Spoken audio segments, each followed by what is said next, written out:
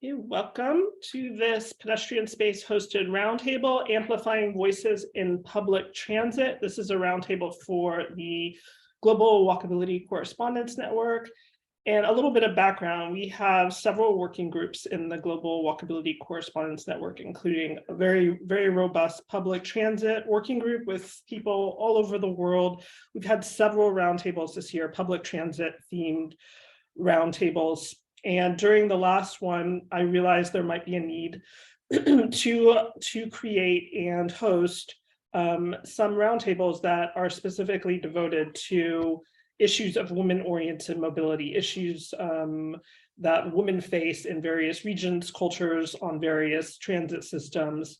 And so we created this series, Amplifying Female Voices in Public Transit. And this first one, I'm so happy to say, is hosted by two network participants, both research scholars in India, Kharagpur-based Rituparna Das and Madurai-based Nancy Deborah. So they have an excellent presentation prepared. I'm looking forward to continuing with this series, and hopefully Ritu and Nancy will be willing to host another such roundtable in the future, but we are beginning today with this one. And thank you, Ritu and Nancy. Thank you, Anika. So we have a very simple and very direct roundtable. I mean, the topic is very direct. We need to amplify the female voices. And that is because, as Ritu will be discussing later on in the presentation, we have a higher usage share of public transit by the women and children. Obviously, the children always depend on women. So we have women and children using public transit more often than men, but we do not have enough facilities or voicing out options or any way that their complaints or concerns can be heard. So this is one such forum where we can, voice out those concerns, talk about that, and try to make change if possible. So we are starting off with a small poll, like how safe would you feel on a public transit? And before getting into the presentation, I would like to ask the participants, raise your hand if you have a question or put it in the chat box, so to avoid interrupting each other. Right. Thank you so much for coming here, and we'll just go on to the poll. Okay. So, okay. So I think the code is visible. So this is going to be an interactive presentation for the most part. We're trying this out. So if you have your mobile phone, you can just scan the QR code, and that will take you to slido.com and to this poll. It is active. Or if not, if you are on your desktop or laptop, you can just open a new tab and type in slido.com with the code 3212190. You do not have, you do not have to put in a space between the numbers. It's 3212190, and so you can just fill in. It's pretty good. So I'll give it a couple of minutes. We'll see only one participant to do that. So if you have, even if you are not a woman, I think that should be discussed elsewhere. And we have a few females here in our participant list.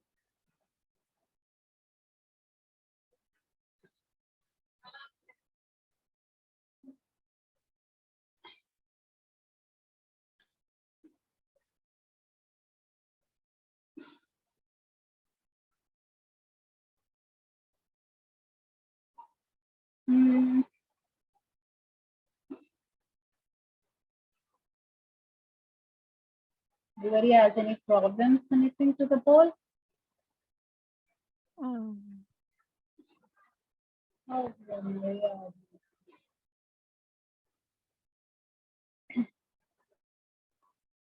Hi, Maria. Are you in here somewhere?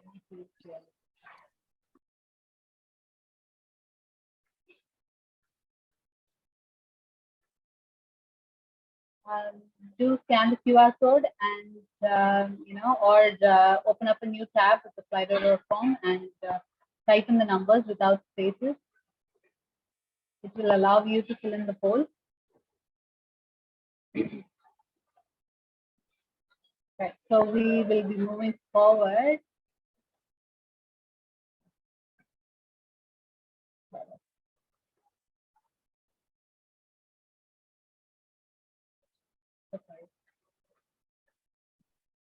What we have is most of us are feeling pretty safe. That is a nice sound. I did not expect that. Right. So over to Rituparna, who has a few thoughts and facts to share about the mobility status in India, the public transit, and the women's share of public transit. Right. Over to you, Ritu. Thank you, Nancy. So as we all know that the mobility system in any place is not gender neutral.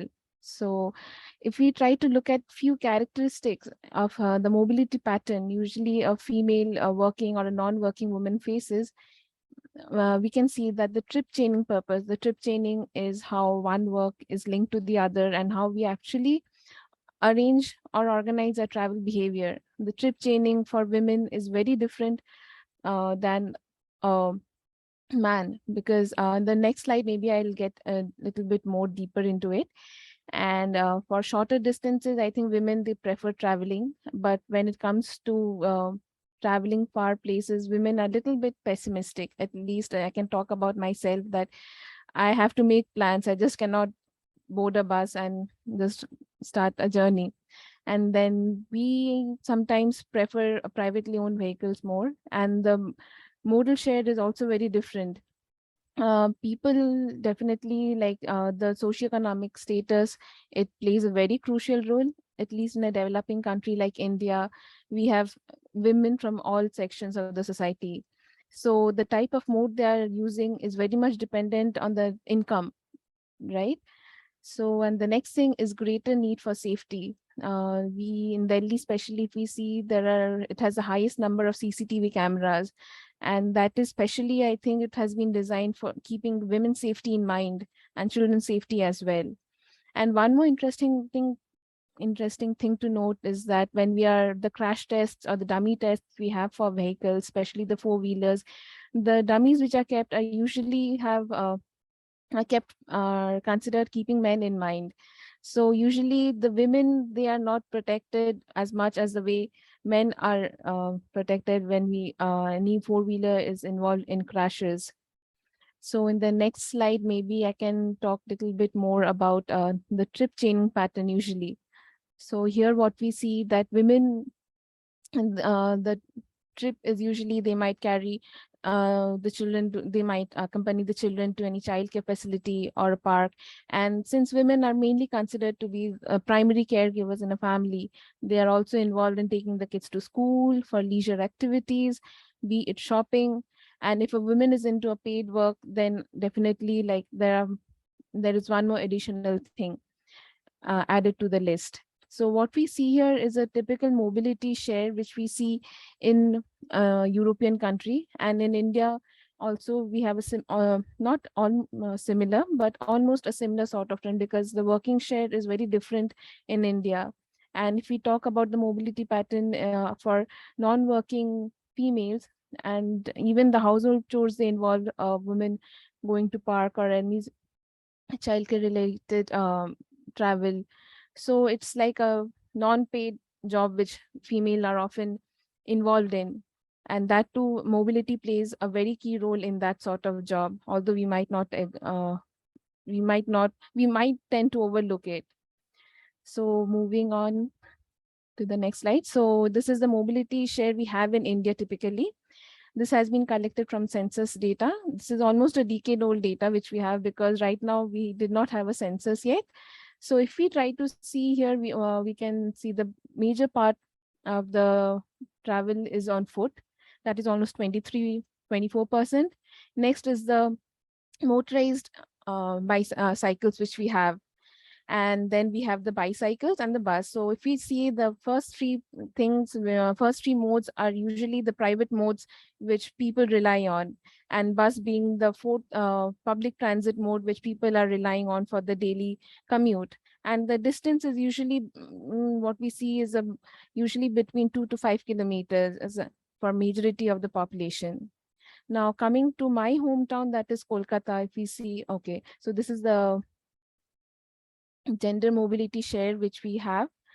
This is the modal share, actually the percentage share, the distance, how the distance from foot is decreasing gradually. As we know, some of us might be aware of the distance decay function who are into it, like how with distance usually the modal share changes, because for long distances which is more than 50 kilometers, maybe after 6 to 10 kilometers since that time, we see the share gradually increasing for buses.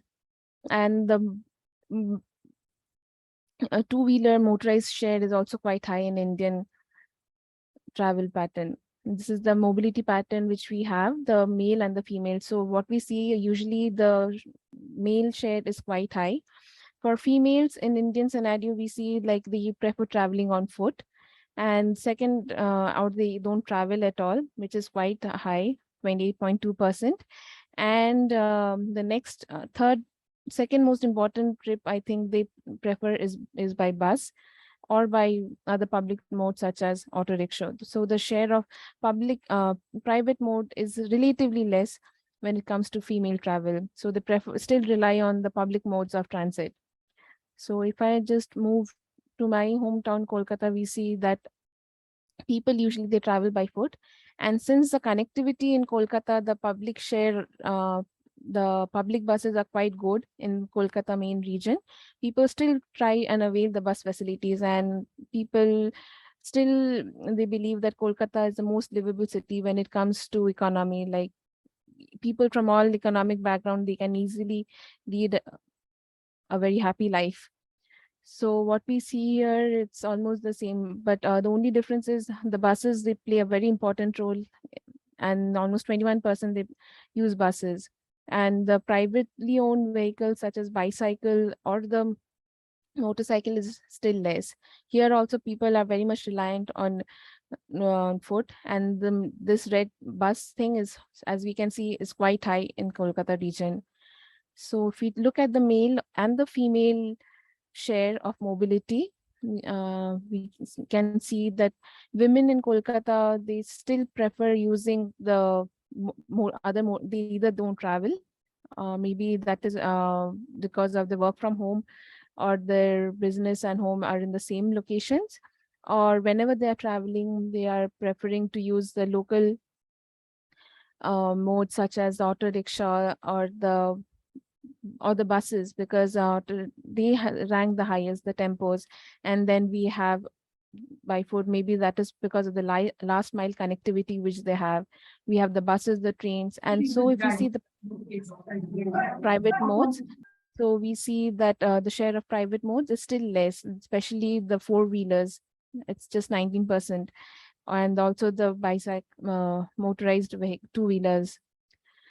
So I think the next slide, this is how actually the rush hour traffic looks like in Kolkata. That is the typical local train scenes in Calcutta region. And although this is from 2017, nothing has changed. Even post-COVID, it is back. This is again the new normal which we have.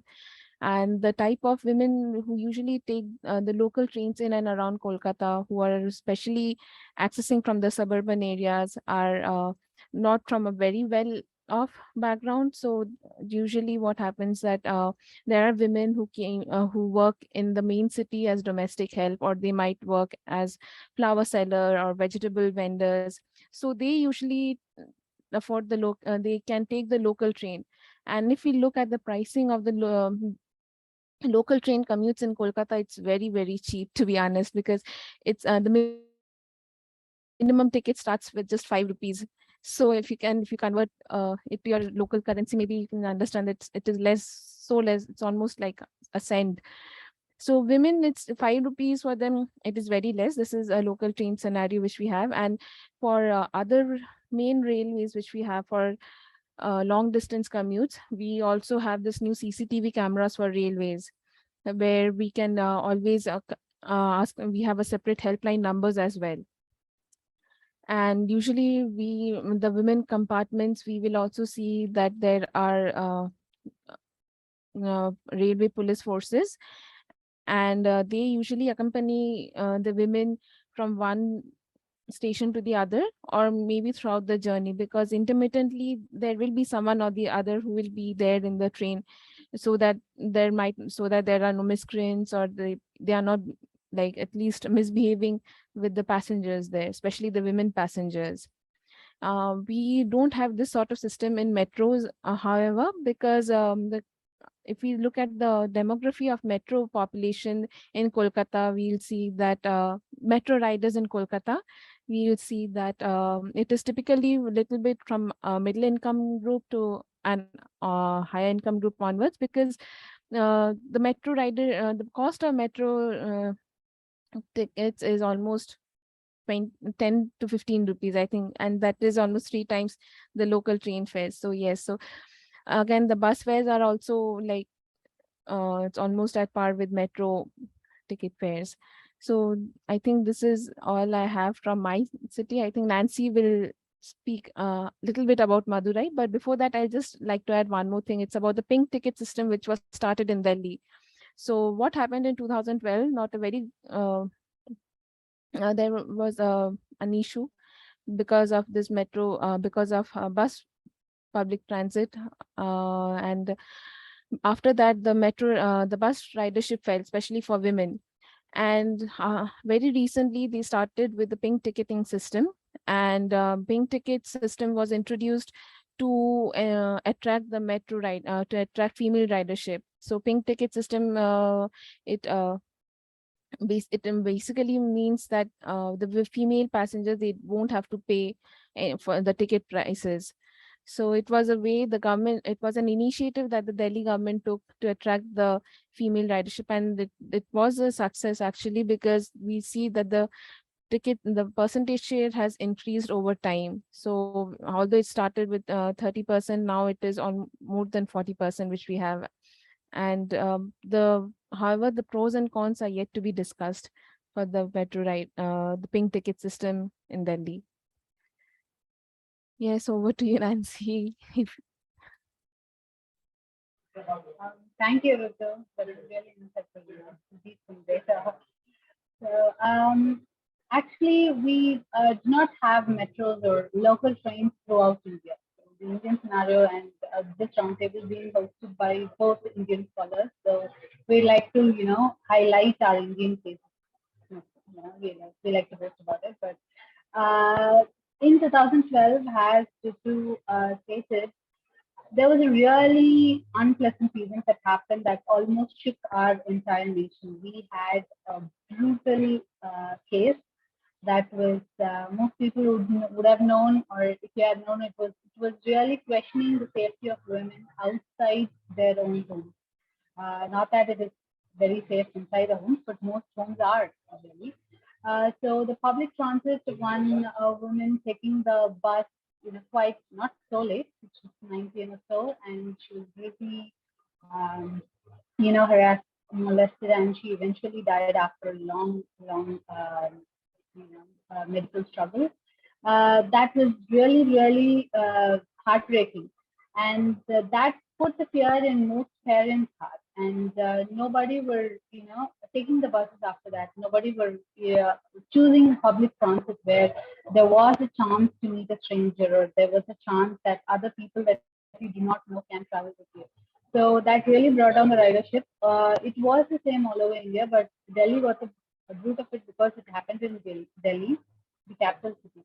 So after that, the Indian government tried various methods, and then that is how the pink tickets were born. This was a success. It has been a success, not like very much high flying flags or something, like not that kind of a success, but Compared to before, it was good. It has good, and it has improved the confidence of women, to take the bus and keep moving on with their life.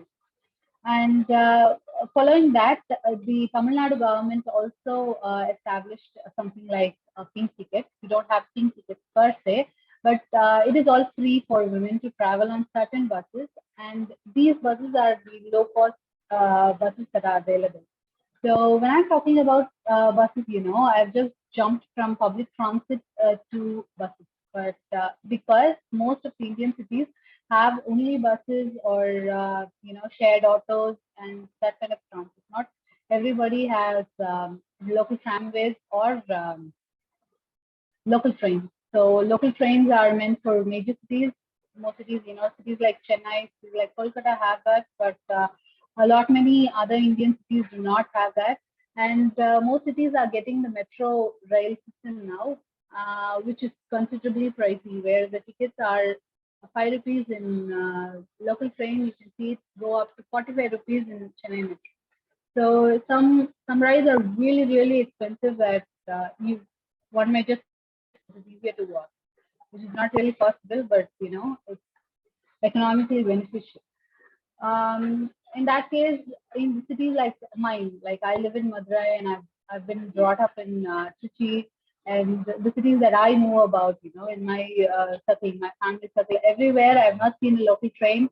I've been in buses, local buses. It's not a good experience for me per se, but the buses are, they need a lot of improvement in it. That said, when in our experience, in my own experience, I've never felt safe in a bus. So happy host, I was not able to use the pole, but I was never safe in a public bus, and that even has left us, traumatized to some extent. Because when I told Anika that I'll be, I can host this roundtable, and she wanted to share our experiences as well. I do not have a very pleasant experience in public transit, and that needs to be spoken out also. So she encouraged me to, voice out a little bit, and here I am. So I have not taken a public bus in like seven to 8 years. I don't travel by public bus that that fondly or that often. Also, if I can help it, I will avoid public transit, because there has always been one or the other cases of harassment, and not always you have some force like a railway police force, assisting you. So this pink ticket in Tamil Nadu, the state that I live, the southernmost state, one of the southernmost states, we have free tickets for the lowermost fare. I mean, we have different ranges of bus systems. So the tickets are free for women to ride. And this particular bus system, it is accessible throughout the city. It is mostly connecting all the bus stops, all the stops, all the destinations within the city. So that is real beneficial, and that especially for students or people who are, like house helps and, daily wage workers or small scale vendors, it is really, really helpful, and they are not charged for luggages, taking their vending luggage, basket of flowers or vegetables and all. That is all free. So that is a good initiative, and it is fairly new in Tamil Nadu, but it is gathering, traction. So that is the one positive thing that I can tell about our public transit system. And I've been to metro rail, as a personal experience. I've been to metro rail in Bangalore city. It is in the state of Karnataka, a bit north to Tamil Nadu. So in that metro rail, it is pricey, and you would expect normal people there, outside the metro station and inside, but people will be like as if they are in a very really posh place, and it's very classy and everything. So I've been there for a couple of times, and I've always noticed that people that are below the poverty line, or at least touching or struggling, they come there as an adventure ride. Metro rails are supposed to be a chance of public transit, a daily ride, a daily commute, an essential part of your daily life. but it is mostly seen as an adventure ride, or once in a lifetime we go to the circus, we enjoy the show. It's some riding the metro rail is was something like that, because our family ourselves we use it like that, and that made me wonder like how many of the investments, how much of the investments that is made by the Indian government is going on for a fantasy ride. It's not Disney World. It's an essential system of transit through the city for the city people. So that needs to be, better managed economically, and better priced and better access. That's one thought. And on this note, I'd like to ask you people to do, put another, fill another poll. So in my city, in my state, most common public transit modes are the bus. So if there are more systems or public transit modes, please do this poll and let us know. For those who are new, who joined later, you can either scan the QR code and go to slido.com directly for the poll, or you can open a new tab in your browser, type slido.com and type in the code 3212190 without any space.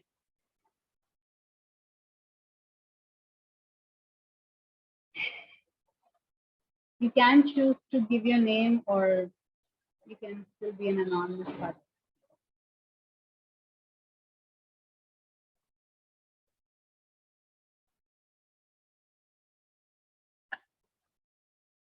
And yeah, shout out for the men who are, filling in on behalf of their sisters and partners. Thank you so much, Alan and Gautam.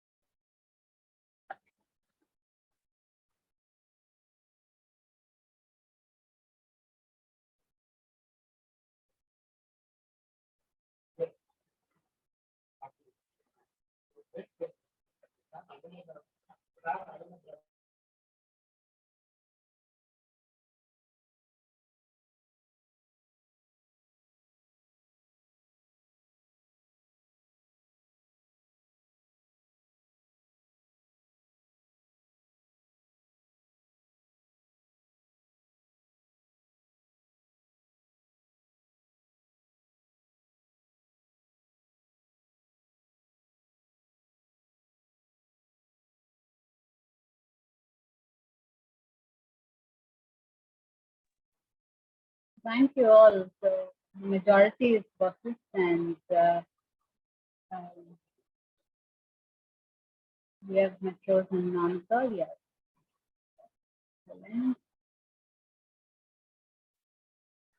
So so you can see, and this has already been circulated along with your invite as well. So I invite the public, the participants to speak up on either of the points, like you want to answer, or you want to ask, you want to, start a dialogue. Please feel free to unmute or raise your hand, and we'll take it from there. So this is the system we have in India. We have pink tickets, we have free buses for women. What is available for you, for women and children in your country or in your local country?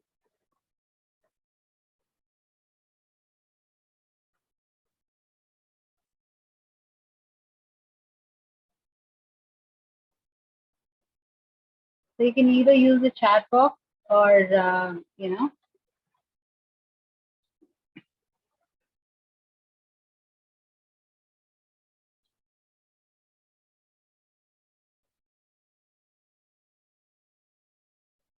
Hi, Nancy. Can I share my experience? Like, yes, it is. okay, maybe I'll begin with. So, when I'm traveling, especially from Kolkata till my campus, which is almost 115 kilometers far, so I usually take the local train, most preferably. And whenever I'm taking the local trains, I make sure I board a female compartment because I personally feel very secure, and I always plan my travel in a way so that I reach my destination during the daytime only, especially before sunset. If I'm traveling alone, if I have my friends with me, then also I'll ask her also to come to the female compartment. Maybe even she prefers it that way. So yeah, we prefer traveling during the daytime only, even though we are traveling in a local train. And even in the metros, I think the buses in India, we have seats reserved for women in buses or metros.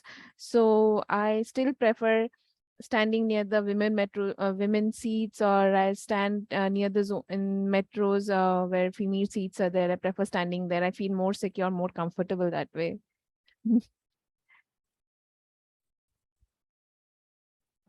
So if you don't mind me asking, were there a instance that makes you feel insecure, or it's just the general, the Mm, alarm inside our own head? maybe it's just my normal tendency to, like, I'm not comfortable with the crowd, or something like that. Yeah, I mean It's a that's sense kind of of the security which I always have whenever I'm availing such facilities. so yeah. Even without a personal experience, we do really feel that wariness Yes, about reading so many safety, news, right? especially it's like Yeah, the news, especially they affect me a lot. I feel every yeah, other day we get some news or the other, which makes me rethink my travel choices. yeah. And uh, that could be said true, right? Most women try to get a scooty, and they even try and learn how to drive just because they want to Yes, avoid the, yes, taking the bus or train if they could, right? yes. Yeah, And in India, I feel the concept of female riding four-wheelers is not as common we have outside, because here women, they prefer riding small two-wheelers. We also call them scooty, or yeah. I don't know how they might. Moped. It's Yes, called moped. moped. So I think women, they feel more comfortable and more confident when they are using their own personal two-wheelers that way. Although I don't own one, I still ride my cycle in my campus. Still, for in cities, I've seen that is a pretty common sight which we have. Yeah, yeah. I know. I have a scooty, and Mm, I know what you're talking about. It's much more safer. Although technically, it is not really safe. The scooty that mm, we have, the gearless vehicle, is not really safe. It's not safe for the rider. It's not safe for the pillion rider. It's not safe for the other people on the road riders either. But still, that is kind of the most common scene here in India. If you take any road yes. section, you'll see a lot of mopeds and scooters. And I think in West Bengal, they have one special female trains actually, but the timing is such, I think those who actually need it, they cannot avail it. There is a train which is exclusively for female riders. I'll just check once. Yeah, yeah, please do. Anika, when you're okay, you can just, uh, jump in. Okay, thank you. First of all, I want to say, and this is so interesting to listen to, and I understand you guys, you and Ritu do not have plans yet to co-author a paper, but I think this is a fabulous template of potential collaborations for you two, because as you've mentioned, the issues of women and safety in public transit in India are really significant. And I think what is interesting to explore in these roundtables are how universal some of those safety issues are, and then also how specific maybe to different issues in different areas. Here, at least speaking for myself, I'm not frequently out at night, so I can't speak to safety at night. I generally don't feel unsafe as a woman in public transit, but as a mother, I would say that's where the safety concerns come in. The older trams, and I'm sure if you pull the women across the city, this is probably a common issue. The older trams are very inaccessible for strollers. The doors snap very fast, and I don't know how it is across other cities with older trams. And I think about back in the day when these older trams were the main trams. Now we have also more modern accessible trams where you can roll right on. But the older trams, sometimes you'll see me posting because they look, you know, lovely. They're historic trams, but they're very scary. They're extremely scary to board with a stroller and a child because the doors snap fast and there's no waiting. It's then off. And then we recently had a death of a young boy in this city, and I don't know if it was on an older tram or a new tram, but yeah, his 5-year-old boy did die in a tram incident. And so I don't know if they're phasing out those trams, but as we know, if it's barely inaccessible for a stroller, you can forget about it if you're on a wheelchair or, you know, other disabilities. So it is good, though. We do have a lot of accessible modern trams as well, but that is, I would say, one thing I would mention too, as a woman, when I'm traveling with young children, one safety issue. Right. So, Anika, would you say that that particular, you know, you say it is okay for you to take the trams and buses, right? So, would you say that is because of the culturally embedded values there that you face, or is it something that has to do with the education or anything of the countries? You know, we do live in different countries, so that plays an important part, right? Nancy, this is, I think this is the grand question at the heart of sort of the philosophy of this roundtable is, okay, there's going to be some safety issues. Before we started recording, you, Ritu, and I were talking about Uber and safety, right? And to me, I am guessing that this issue is sort of universal, that there's been issues of safety and Uber riding and concerns about that worldwide. So I think one thing to keep in mind and explore if we do roll out a series on this or just in general thinking about this topic is exactly that. Like, how does it differ in different regions and why? I don't have the answer for that. And I specifically pointed out that I'm not out and about at night. I'm a woman in my 40s too. You know, how I feel on a metro at 10 p.m. could be very different to how, you know, a 21-year-old woman feels, although the metro is quite busy at night, and I would say it's very, very mixed gender.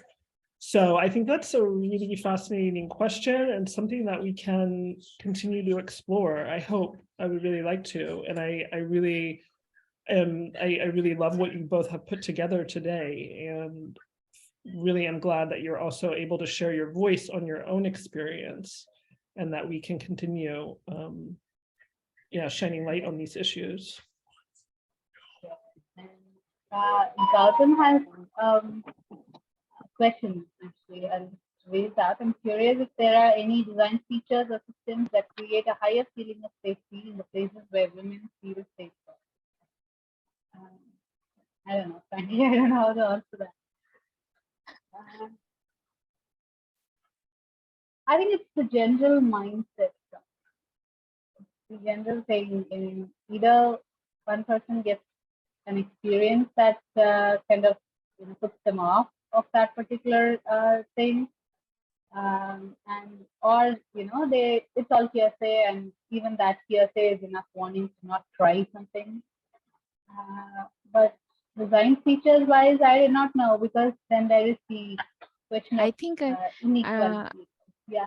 What I feel, Nancy, is like people, they get a sense of security when they feel there are CCTVs around, like the sense of surveillance or sense of the thinking that the actions are getting continuously monitored will actually deter the miscreants, I feel. So maybe I personally feel safe where I know where I'm being monitored, especially in public places.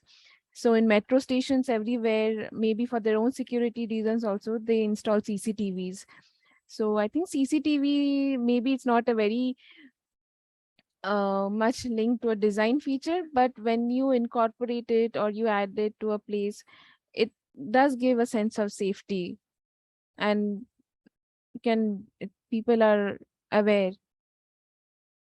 like few days back, I was seeing that Singapore, they have zero crime rates, and they feel that it is because of the CCTV and maybe the lifestyle which they have. Like, you don't see any people begging on the streets. So the quality of life, yes, itself determines how safe, or the sense of safety which we have. Yeah, that's it. I have to, because I've been to Singapore twice, and both of the times I was out at night, and I felt really safe. And yeah, it's really nearby. There were no cabs around. I did take the metro, and it was 10:30, 11. I was okay. I was fine. It was cold, and that's that. I wasn't really feeling that weird, but right. I can feel what you are saying. It also has to do with the way of life. Right? We see a Yeah. lot of needy people, and we automatically clutch our bags, even though they are not Yes. aiming for that. Right. Yeah, I I think, just want, Gautam, you'll need to voice out your user, Yes, design Alan, experience for you were that. saying something. yeah, no, I just wanted to Sorry. chip in and build on a bit of what Anika was saying. That there's an author, Leslie Kern, wrote about how the city changed completely for her when she had children, and so she spoke a lot about um so then how she realized suddenly that the city wasn't built, public transport wasn't built for women with children at all, and she suddenly discovered this new city where she couldn't access anywhere. She would have those problems like Anika was mentioning with the stroller and not being able to get to the different subway stations. The metro became impossible for her to navigate, and it was really interesting to see how they didn't think about that when building the public transport in her city. And then just thinking about the considerations of public transport system for women in my country. I'm in London in England, but then also at the same time in Spain. And for my partner, or for any of my female friends, it's, you had that slide at the beginning, which happens I think everywhere, which is where women tend to be more in charge of the reproductive needs, of all those caring needs, and the public transport system doesn't think about that, and it's just more about taking people from one place to another to do their work, mostly men. So it's mostly thinking about taking men from one part of the city to the other so that they can go to work, and it always forgets about all those other movements that happen mostly in that circular way within the city a lot.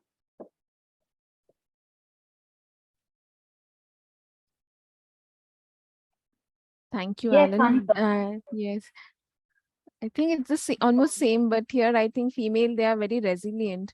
The Indian parents are pretty resilient, and they bring up their children in that way, because culturally from childhood we are taught like, okay, you need to be strong and you need to be very rough and tough when you're traveling.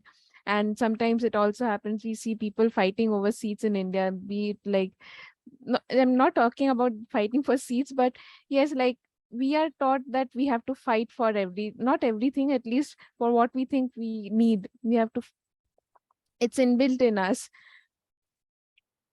Yeah. I wanted to ask as well, now that you were saying that, what kind of movements exist from like which kind of women movements exist to reclaim those measures in public transport for them, so it's safer for them and that kind of thing? Movements, I think the only thing which they have included, like reserving special coaches. Like, if I'm answering your questions correctly, they have special coaches for women. And I think the pink ticket system which they have started to increase the ridership pattern. And very recently they start, I don't know where, but buses exclusively for females. And they, yes, it's Ola, Uber, they started with pink taxi system. I think like there will be female drivers, so that the female riders, they feel safe, because usually when any male person is riding, so a women might not feel safe. So Ola, Uber, I think someone they came up with this pink taxi system in India. I don't know if it is running or not. I'll just check once. I meant a bit, maybe a bit more, if there was any activism happening? Any groups of people working together to push those measures? Mm. Not that I'm aware of, actually. Nancy, do you know? Or I think we have Pallavi also here. So if Pallavi, if she would like, if you want to share anything, any of your experiences, or Actually, Anika wanted to say something okay. that I followed. So, Anika? Okay, yeah, I'll just go really briefly. I just wanted to say I dropped a link to the book that I think to the work that one of the works of Leslie Kern that Alan was referring to. And I just have to clarify, because I am in Warsaw and I referred to those old trains. Other than that, the old trams, I do have to emphasize that the new trams are accessible for people on wheelchairs and strollers, and they have I can't think of the name for it right now. Maybe somebody can help me out. The board when you're waiting that shows which trams coming are wheelchair accessible. They have a wheelchair sign. I'm sure they have this in cities across the world. So I know, okay, the next tram coming isn't accessible, but they just have a 2-minute more wait for one that is. And I do want to say, yeah, as a woman, you know, I've been experiencing public transit for decades, but becoming a mother did completely change my whole view of the city. And having lived in many cities, I will say, yeah, you do realize issues of accessibility that are then not just about women necessarily. So I know that if I can't make it to a platform because the elevator's out of order, people in wheelchairs definitely can't. But I did just want to give a little shout out, since I am in Warsaw, to say that the subway systems I have not yet come across problems getting down to the metro, although I'm more frequently using the bus. And this is something I'd like to point out also, this interesting thing, definitely for another roundtable, probably, that's something I call civic empathy. At least here culturally, I notice people are often very, very eager to help also with small children. And when you're on public transit, people, I noticed, immediately get up if you see a pregnant woman getting on, or an elderly person, or a disabled. People also give up their seats very quickly for small children, because the buses lurch, you know, in rush hour traffic. It's really wild. And this is something maybe to explore in another roundtable, but I think this consideration of this, something I call civic empathy. But what Gautam asked about earlier, I'm also curious to explore more about, what did he say? Design features or systems that create a higher feeling of safety. You have, I know in New Delhi, so you have the women-only train cars, correct? And for the graphic for this roundtable, that was a picture that our Gadeep shared, correct? Yeah. For women only. That was in Mumbai. Right, and so we don't have, to my knowledge, anybody here can weigh in. I don't know of it anywhere in Europe, but I'm pretty sure on some long distance trains you might have areas for people with children. But I'm also curious then, why, you know, would women like that? Would women in Europe not like that? Would it be a place where it worked and people were happy? Would it be something of usefulness late at night? Yeah, I don't know. These are, I think, really interesting questions, and I'd really like to take the cultural aspect further that you asked about earlier, Nancy, in future roundtables.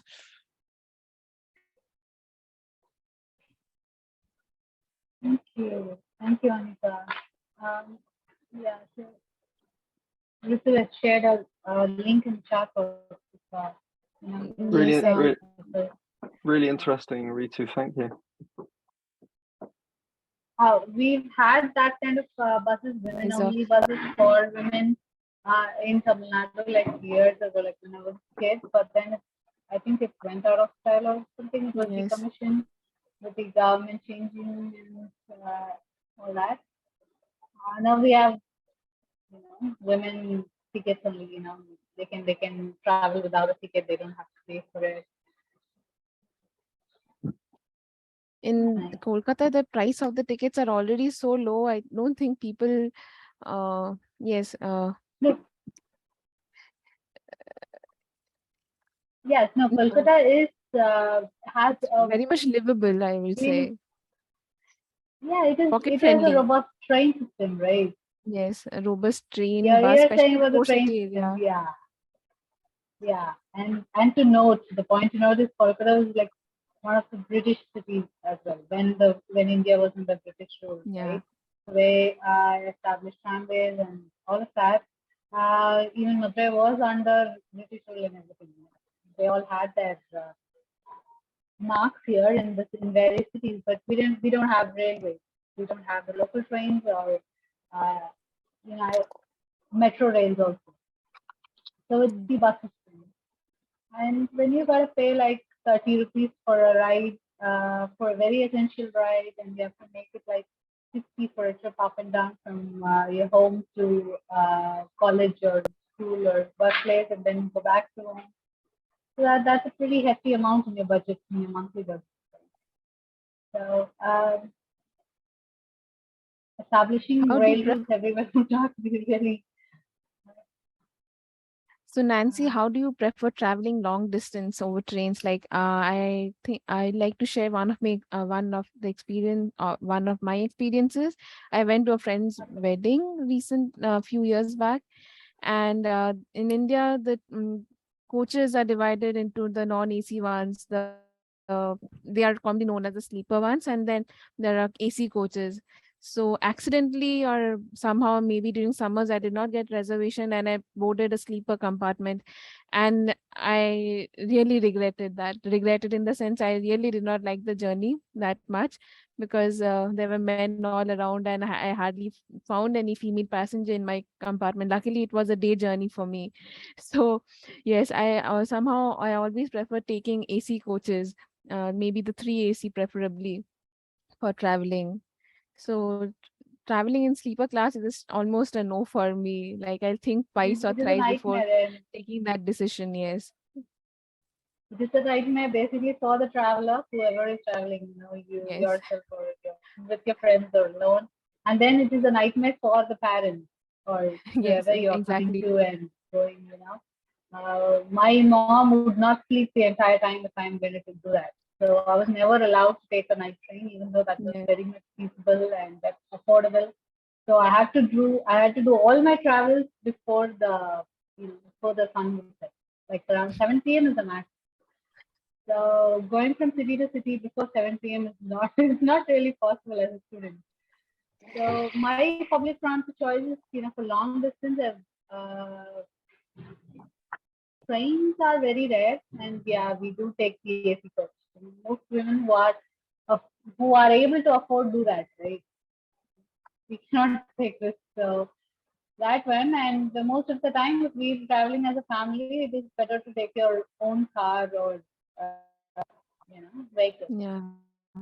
So that's how it has always been with us, because we do not have, as a family, we do not have very good experience. Mm. Yeah. Yes, Anika, I think we can all discuss and do this roundtable again. Uh, I think Gotham shared a very like the last time we had this discussion, the Indian correspondents meet.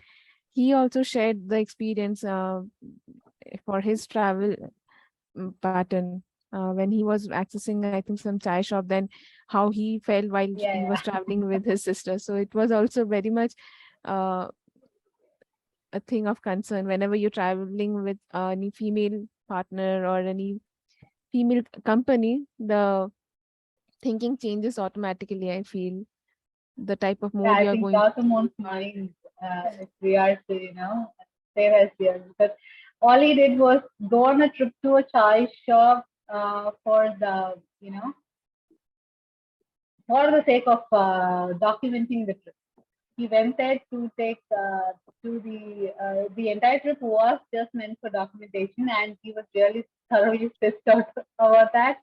And he, Gautam, if it's possible, you can jump in, because it's best said in your words.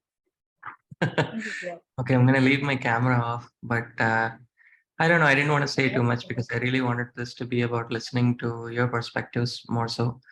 But yeah, my trip articulation from our previous meeting was just about taking hardly a 10-15 minute walk in my own neighborhood to grab an evening snack and just walking. And this is not about public transit at all, I guess, but just walking in my neighborhood. There's so many reasons for it to feel unsafe, but I think a lot of those reasons came from a more tangible, visceral feeling of I'm probably going to die if I make the wrong step. So I think that's slightly different from like psychological safety that we've been discussing so far. But I think, I mean, yes, it is also hostile physically as an environment, but that does obviously create a psychological feeling of unsafety too. So my sister is not going to be as confident to make that trip without me as I would be to make that trip without her. And that has nothing to do with our ages, but just everything to do with how safe we're going to feel, how confident we're going to feel that we can just go do what we need to do wherever it is that we're going and, you know, come back in one piece. And this is a this is a recurring pattern. This is something that I think we do see a lot of across the country, regardless of which states systems we are using, because again the transit systems do behave very differently even just city to city. So even within the same state's governance, um, Nancy and I both belong to the same state, which is called Tamil Nadu in the south of India. And well, clearly I live in a metro city, a much larger city, and Nancy also lives in a very big city, but they're worlds apart. And I guess I'm going to stop at that. Nancy, you can take the puck from there. Yeah, exactly. Because that is a fully metro city with all the metro facilities, and this is a metro city as big as a metro city should be called, without any facilities, without any of the required facilities to meet the demand. So public transit being one of them. We have so many options where in the city where Gautam lives, that is Chennai, and we are very, very limited. We do not have many options. Like choose one. We just have one finger and say choose one. It's only the bus transit, and we have a bunch of shared auto rickshaws where at least 10 people would jump on an auto and they will share the cost. It's very, economical, but backbreaking. That's that. Yeah, Niharika, yes. Thank you for the links, Niharika. I just have one question for everyone that do you think women are more safe while walking or while they are in taking a public transit?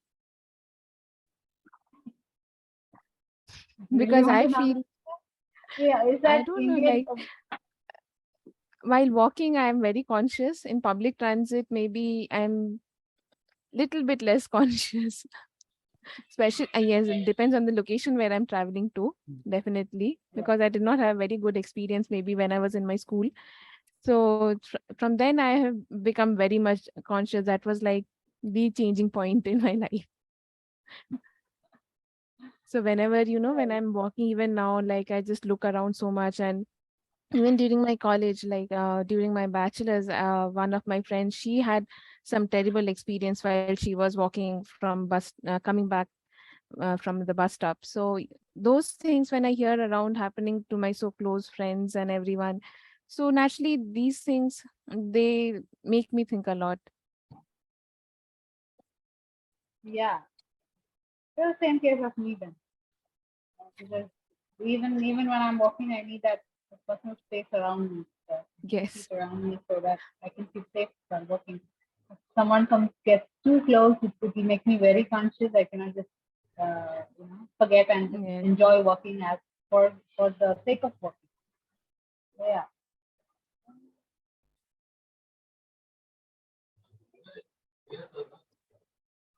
Right. Yeah, probably. Although being watched is not a great idea, morally, seems that having CCTV which is recording all day and watching us is kind of a safer option.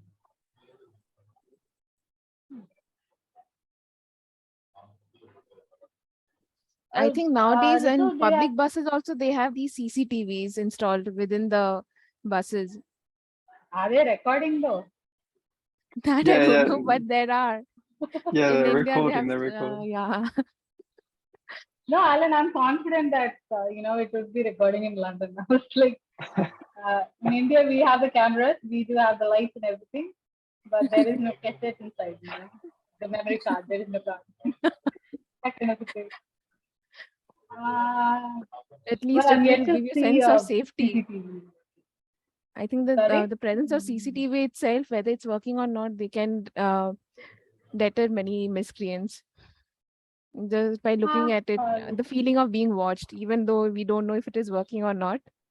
Maybe psychologically we are like very much conscious. Yeah. Anika, as usual, has simplified the question. Is CCTV controversial? Not exactly controversial, but it kind of splits your mind, right? Eyes on the street or informal surveillance should be taken into consideration while designing public spaces that feel comfortable and safe. Yes, Niharika, we need that. It is better with surveillance, but then we are very wary of Google and Facebook watching our data, right?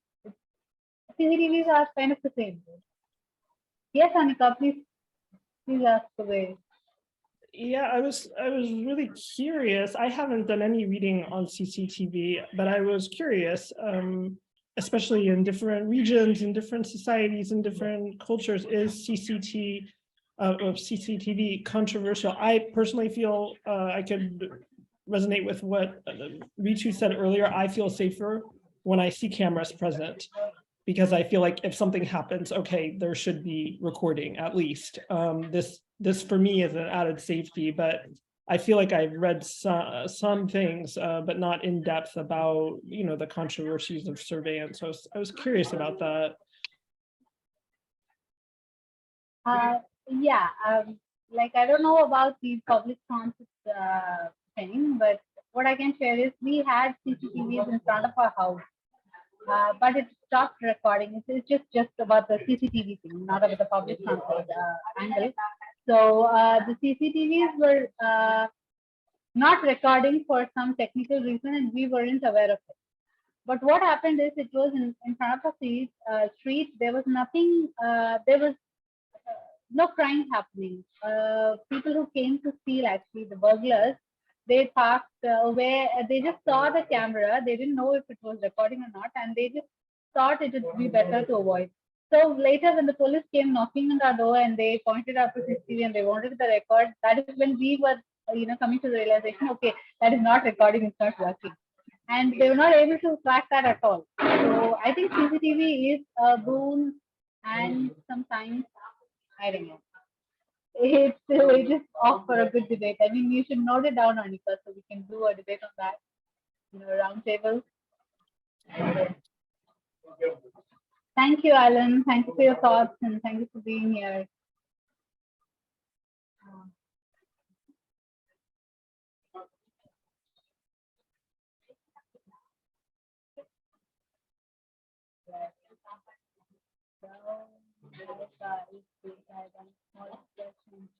So, Niharika, would you like to share something about your research? Like, Yeah. Or maybe you can share the link with us so that we can know more about your place. It's a beautiful place, actually. Very. Yeah.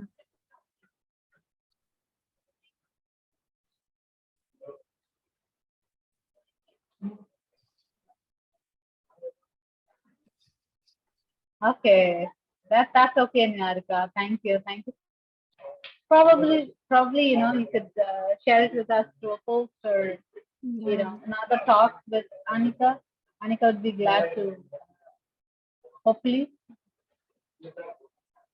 Anika, you here? I mean, she can. Yes. We can all arrange a talk, so she can help us with gender inclusive public spaces. It's or in the next roundtable. Yeah. Please, everybody, I have from every roundtable, I end up with 10 more notes about ideas for future roundtables. So I hope people know to simply drop a comment, message me, email me, and say I would like to organize a roundtable on gender and public spaces, and we will do it. I really love what Alan wrote in the comments here, that you have an article, a book, or whatever you want in your hands. I'm really impressed what you put together here, and I feel like it just feels like the beginning of a work, of a project that is also so needed, apparently. And I mean, every region has its issues, right? But it seems like this is a really an issue that both of you, being in India and being so well versed in what the various dimensions are. So as I mentioned to Nancy in the chat, it could be interesting to do another one of these roundtables and specifically invite, for example, groups of university students, for example, to begin with, working in urban planning departments at various Indian institutes for your survey purposes. That could be really interesting, I think, or other groups. I think, Anika, what I would like to add one more thing is like the type of cultural role that culture too has a very important role to play, because females in northeast of India, I think they have very different perspective, because I think they have more freedom, and I think they are more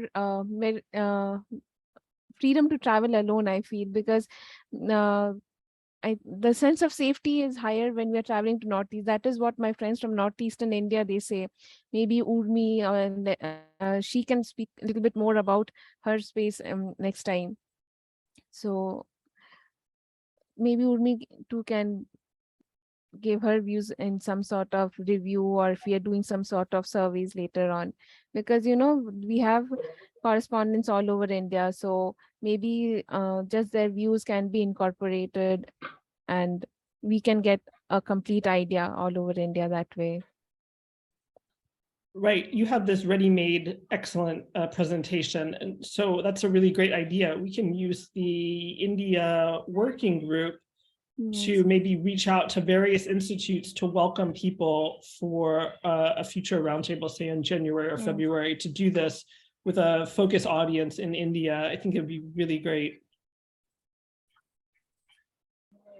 Yeah, because we have more, it's just not simple talking about female voices and children's voices in public transit, right? I think, Anika, you have noted down all we have discussed, right? Yes. And I can send you that as well. As for the links, I was not able to copy paste. I think people can help me with that. So does anybody has anything else to add to this? Because we do need further talks on this topic to get a more clarified, more diverse idea. Yeah, diverse idea. Thank you. So I think, Anika, we can wind this up because we're close to time. Okay. Fantastic. Thank you.